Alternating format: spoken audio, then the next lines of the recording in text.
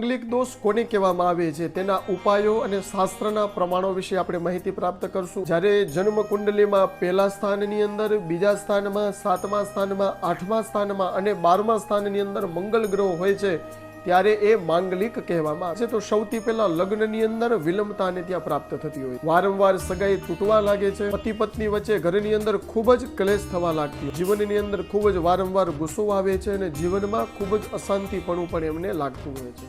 મંગળ ગ્રહ જ્યારે જીવનની અંદર શુભ સ્થાનની અંદર બિરાજમાન હોય છે ત્યારે એ વ્યક્તિના જીવનને ઘણી વખત જીવનની અંદર સફળતા પણ એ મંગળ ગ્રહ પ્રાપ્ત કરાવે છે।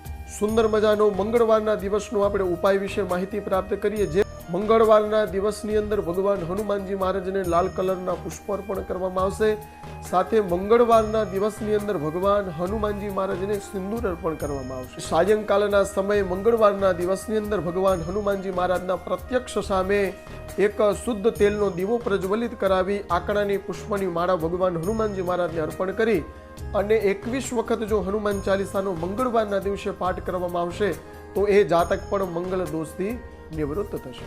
નમસ્કાર।